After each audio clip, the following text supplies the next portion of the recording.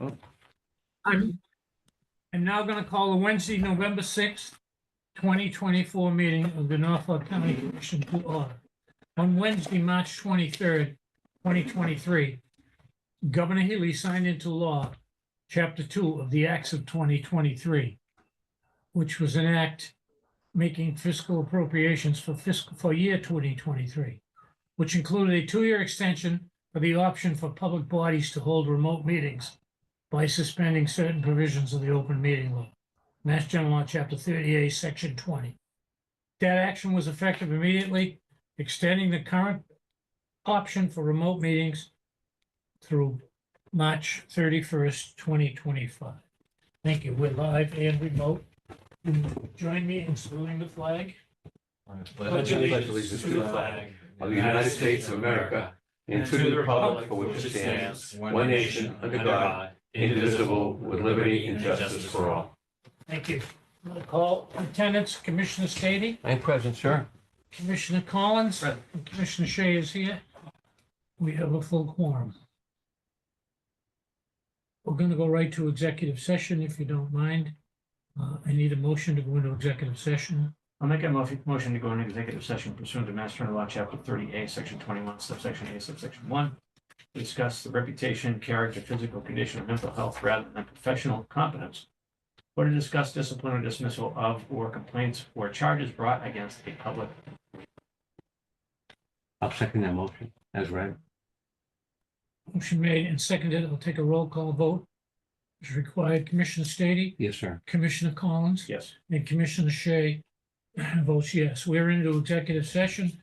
I might say that we will be returning to do the remainder of our regular meeting. Good afternoon, John. Thank you. Take care, John. All set. Thank you. I got it. We're all set. Good All set. afternoon. Thank you. Executive session is concluded for today. I'm going to call your attention to item number 4, which is minutes of the open session meetings of October 30th, 2024, and the open session meeting October 23rd, 2024. I have to I'll make take a a motion on the 23rd. Seeing that was thousands of money. So I'll move approval as presented on the October 23rd meeting. Second. Motion made and seconded. All in favor? Aye. It is a vote. Next.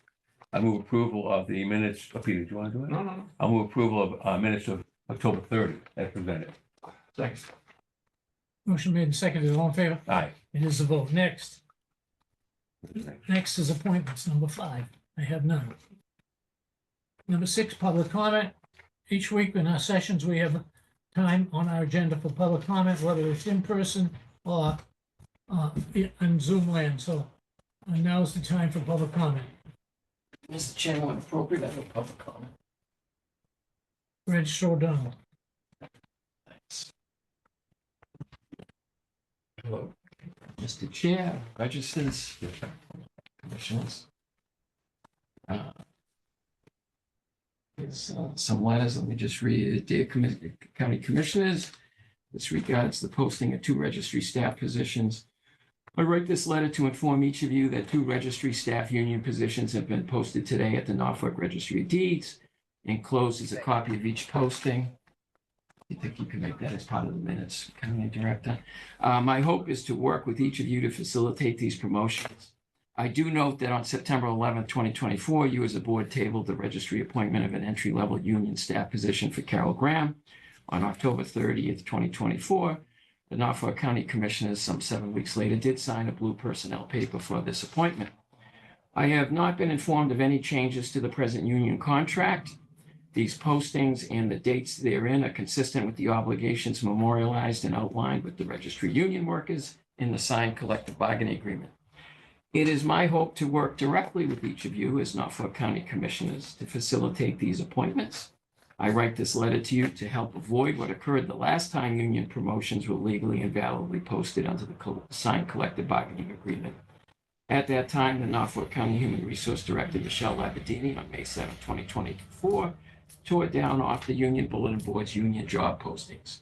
I wrote a letter dated June 5th, 2024 to each of you about that unfortunate incident. This letter was incorporated into your June 5th, 2024 minutes, all of which are attached to today's letter. Upon reviewing these June 5th, 2024 minutes on page 5, third paragraph, it says, quote, Commissioner Stady asked if the commissioners could send the Register the Labor Council opinion related to this matter that shows contract language does not supersede the employee handbook. My memory of that meeting was there was a commitment made that Labor Council's opinion would be sent to me.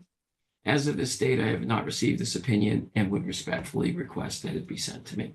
Thank you for your attention to this matter. Sincerely yours. So it's posted and we move forward. Thank you. We'll take this item under advisement. Thank you very much. Do you think I could get that opinion at some point? We're on we're on number 6. Mr. Go ahead, Chairman? John. Thank you, Mr. Chairman. Regarding the recent cyber attack in the county, we are continuing to work with a team of industry professionals who specialize in the response to such threat actors to evaluate personal data has been compromised. We are following their proven expert opinion closely. We anticipate notifications to go out to current employees very soon. We want to thank people for their patience as we methodically go through this process with the experts. Any and all employees are welcome to contact me directly with any concerns. Thank you. Under public comment. Any other public comment? Anyone else? Last call for public comment. Number 7, old business, I have none. Number 8, personal matters for consideration. I believe there are 4 today. All at the agricultural school. Commissioner Stady. Yes, sir. I move approval of the following. Notice of contingent employment for Laurie Coughlin in Hanover as a sub-nurse for the rate stated effective 11/7/24. So moved. Motion made and seconded. All in favor? Aye. It is a vote. Next. I move approval of contingent employment for Selena Humphrey of Dedham as a sub-nurse, also for the rate stated effective 11/7/24. So moved. Second. Motion made and seconded. All in favor? Aye. It is a vote. Thank you. Next. Move approval and notice of contingent employment for Anne Marie Levanchi of Walpole as a sub-instructor, rate stated effective 11/7/24. So moved. Second. Motion made and seconded. All in favor? And I It move is- approval of the appointment of Wendy Cameron of Middleborough, Mass. As the animal science four-person herdsman at the rate stated effective 11/12/24. This is replacing Madeline Groom. So moved. Second.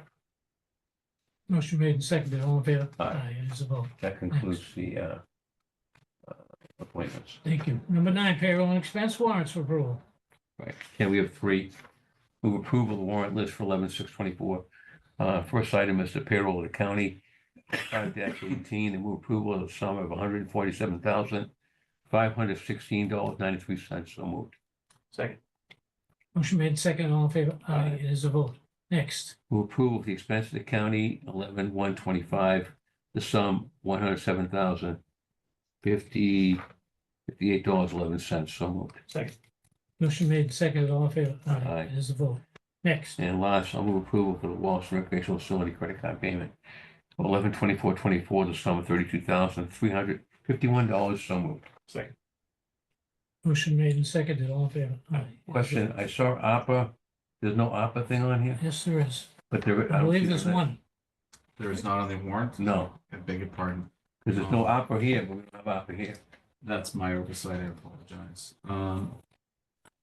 There is one. I'd I like to believe. make the I'll make the motion mo- now. I'll make the motion that we approve the ARPA for the town of Medfield. Right, under For number this 2. one, $8,450. Is that correct, John? That's correct. 8450? And that I would see be it. for, We have a copy here. Thank you. okay, is that fine? Yep, Yes, on the okay. opera of $8,000 for the town No, of 8450. 8450, He made a motion. I'll second. the town of Medfield Opera. All in favor? Aye. Apologize. I usually cycle these through to our But I was fiscal looking at folks and I that. forgot. I think that's it. That's what the warrant, yeah. I believe. Any other, thank you. Any other reports on opera for today, Director?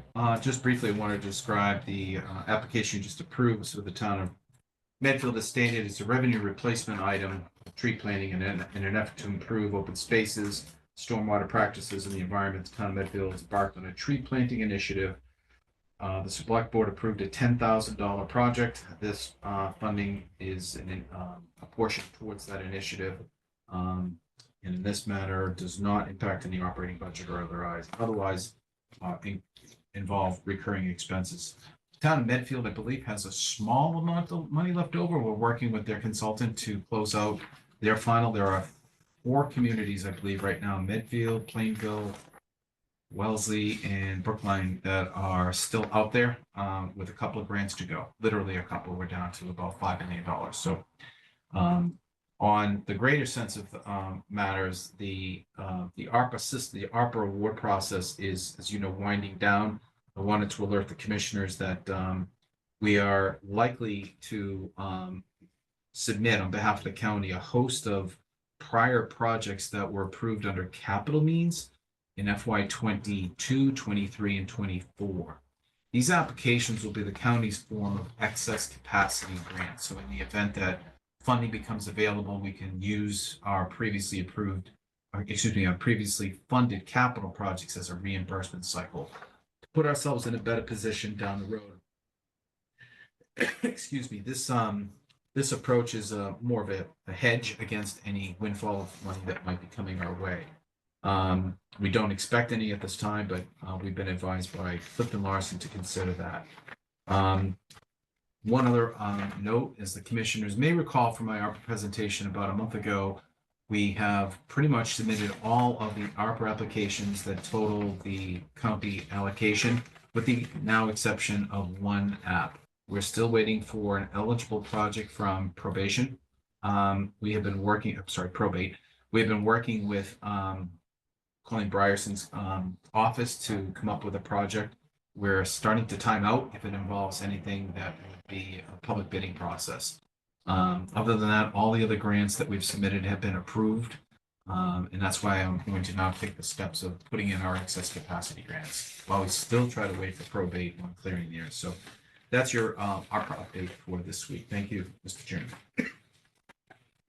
Thank you. Number 12, report from the procurement department for bid openings and contract awards. We have none today. Number 13, Norfolk County Retirement Board update. Are you going to handle that, Mr.? Yes, sir. Director Connor. Commissioner, good afternoon. I had invited your representative to the Norfolk County Retirement Board, Paul Connors, to today's meeting. He had another obligation, could not attend. I believe you have each individually spoken to him regarding recent activity at the Retirement Board. I just wanted to give you an update on where things stand.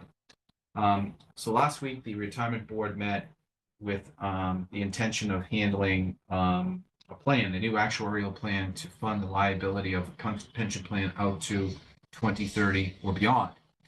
The modeling involved in that caught the attention of many town managers who expressed their interest in learning more about the process, as well as their concerns over spiked costs. Excuse me.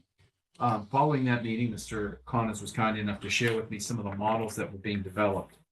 The one that was in play, also known as the quote-unquote pink copy, would have put a tremendous burden on Norfolk County.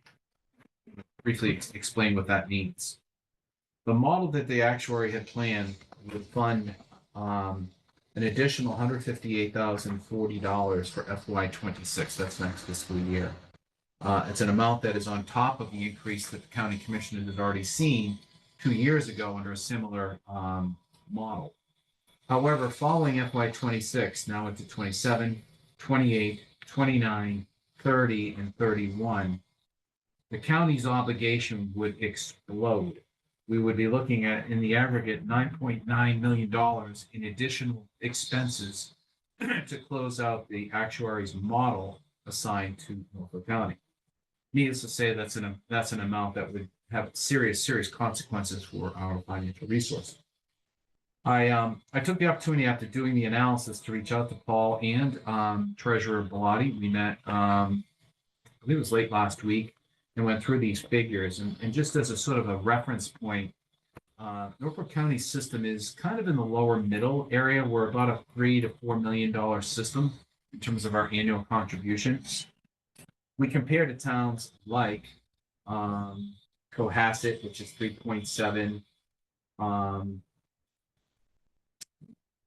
Another one was a comp. Brentham is a little under us. I looked at their contributions over the same period of time using the same model. Cohasset would pay approximately $1.29 million towards that obligation, while Rentham would pay $900,000. So for similar sized systems, we were being, the model had been putting an emphasis on our obligation to be close to 10 million, while theirs is a fraction of that. Looking at larger systems in Norfolk County Retirement Board cycle, including Canton, as well as Foxborough, Franklin, Randolph, Sharon, Stoughton, Walpole, and so forth. Those are larger systems. And out of those particular systems, the largest one is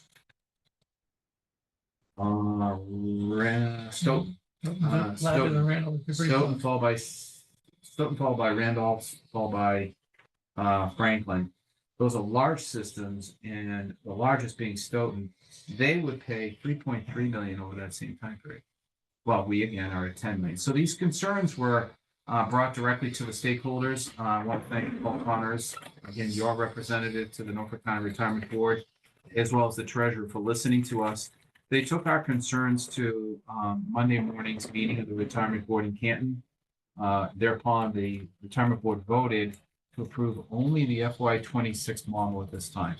They did not adopt the out-year model as prepared. They found it, I believe, to be filled with questions that they couldn't adequately answer. And certainly in our case, help us flatten out costs that I thought were way out of scale.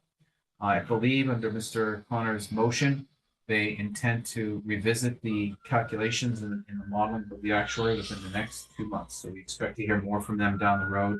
Again, I asked Paul to be here. I'm sure he would be happy to answer any questions you might have, but I also want to let you know for FY26, it'll be about $158,000 increase, which we can absorb, but FY27 again remains an open question and possibly a large obligation. So more on that later. Thank you, Mr. Chairman. And when can we expect Paul? I mean, last year he came in December, I believe.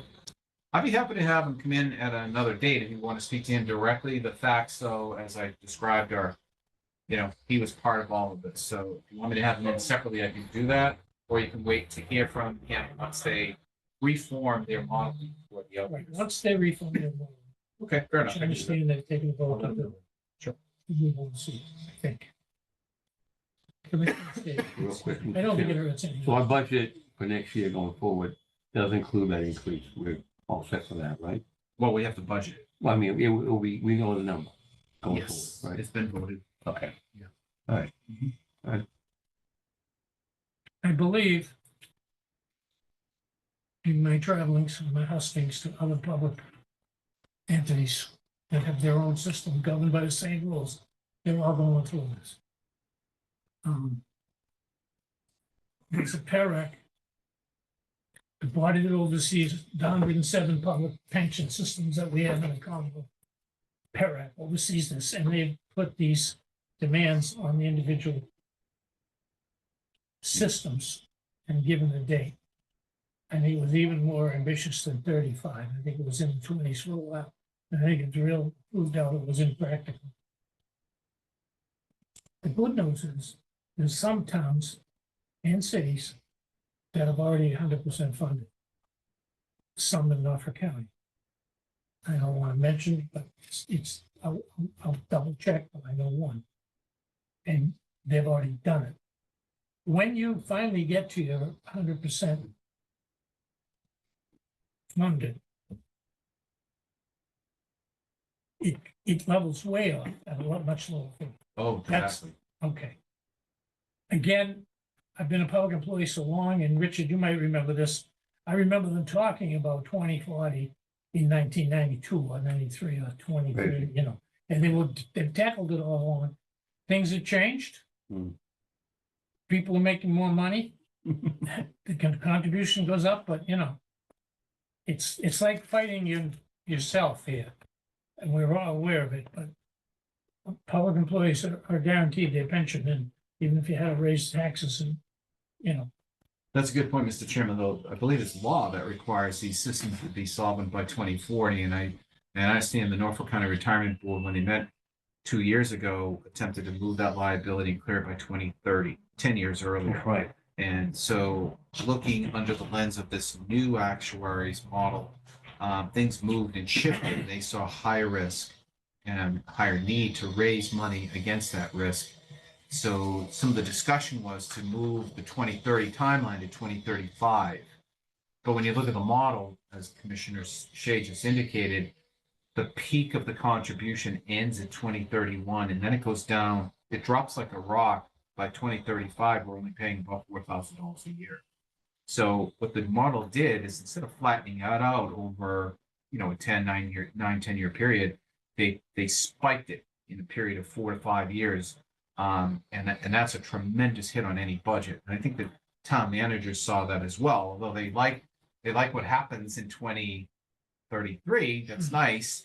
But here and now, How are we gonna get the burden on some of these other communities was astounding. I mean, it thought was- Paul, excuse me, I thought Paul was going to present us 3 options. One was to do 2032. He mentioned that. But the pink, the white, the different colors. That's right. Yeah. Everybody So- kind of coalesced around the pink version because it was the less pink. Is that 2032? It's 2035. 2035. Yeah. All right. Yeah, the white and the yellow were much, much more impactful, Okay. and not tenable, frankly, for anyone. So they all focused on the pink version. But once I pointed out that the Norfolk County model stood alone in scale and in impact, I think they decided to kind of take a step back. Paul said, "Can you deal with 26?" And I said, "Absolutely." So that'll give us time to take our next step. But everybody, on the other hand, and that includes several of the town managers who have sent out emails through a string, support the Norfolk County Retirement Board's efforts in this regard. They know that we have to do this, because if you don't, the state PRIT will come after you and dare I say, start taking over systems that are not compliant with funding liability. So I think the proactive approach is warranted. The modeling has to be revisited. Need a vote? Need a motion? No, there's no vote. No, what, but we'll just pay particular attention to it. All right. I found out that I believe we're 71% funded. That's Some other correct. communities, not in our system. That's the whole system. Right. And I don't care, we're all in this together, but some of them still down in the 40s and 50s. Right. And I don't know how, if it's 71, it's a burden for us. Those that are in the 40s and 50s have to go for the same years. Mhm. They're really going to be hurt. But I'm here to worry about us. And, we absorb the pension. Peter probably knows more about it than I do. Of the sheriff employees who retire. Yep. That's a separate issue. They went to the state. Yep. The new people contribute to the state, and we're stuck with the, God bless them, retirees from the sheriff department, This model Any help? excluded them, because that's part of an agreement with A&F and Right. and the state. So Okay. thank you. Commissioners, I want to let you know that I'm working with Maureen Lyden to prepare letters to 15 Norfolk County coalitions to open up the solicitation period for them to apply for up to a $1,500 opioid grant by November, I think it's the 22nd on the letter, give them a couple of weeks. You may recall our last round was quite successful. We're hoping to get higher participation from these groups. I want to thank the Norfolk County DA's office for their assistance in helping us coordinate this. It's a great partnership, and I think, as you know, these monies for these smaller organizations, although it sounds like a small amount of money, are quite meaningful and well accepting as they try to combat this epidemic of public health. We are currently positioning for a PEC meeting in early or mid-January. A notice went out to all the stakeholders today. As you probably know, our PEC agreement expires in FY 25. So this meeting will be the beginning of our conversations with the unions to come to an agreement on overall public employee contributions. Also looking to hear from the commissioners on an agreement to have a PREC meeting with Labor Council on November 20th. Commissioner Stady, I believe you had remarked some time ago that you would like a conversation relative to where we're heading. And our council's offering the 20th, which I believe is, wait a second, is that a Wednesday? 20th? Yeah. I know it is. 21st to Thursday. I know that. There you go. Yeah, Okay. so So it'd be, 26th, Wednesday. right, so it's 2 Yeah. weeks. Yep. Yeah. So if you're open for that, I can schedule or lock Michelle in to join us in executive session to have this open-ended dialogue before we begin our table talk and ground rules with APSME. November 20th. a good idea. I have no objection. I think it's a good idea. Is that the day they're doing the dedication? No, that's the 27th. I'll speak of That's that. coming later. I've got Okay. something on that. So if it's okay with you, fine. It sounds like it is. I will confirm Michelle and she'll see you in executive session on the 20th. That's all I have. Thank you, Mr. Chair. Any other questions of Director Cronin? Okay, report from the county director. I just did that. Thank you. I have discussions on any other items? Time change, 27 meeting. Not right. The 27th is the day before Thanksgiving. It's also a day that we've all been invited to a dedication down at the school at 8:30 a.m. I have an idea that I did discuss with Director Collins about in the interest of disclosure. Whether you go to the school board that morning or not, I'd like to have our meeting at 11 o'clock after that. Yeah. And then go right through and then adjourn for the Thanksgiving Sounds weekend. good. Okay? Yeah. That's fine. It's So if you before can look Thanksgiving. at your calendar, let me confirm it next week and Fine, we'll make it a date. 100% with you. All right. Pete, 11 a.m. That's great. So hopefully you'll be done by 2 in the afternoon. Yeah, that'd be good. Oh, earlier than that. Okay. So You never 11, know. 11 a.m. on the 27th. Yes, You 8:30, got it, 9:30, 10, yeah, Where would the meeting take place? here. Or We have to down leave at the there and Aggie? come here. Also, we're not gonna meet in the Aggie. We're gonna have the meeting, come back here. I After think so. Let's dedication. come back here. Okay. Just saying. Okay,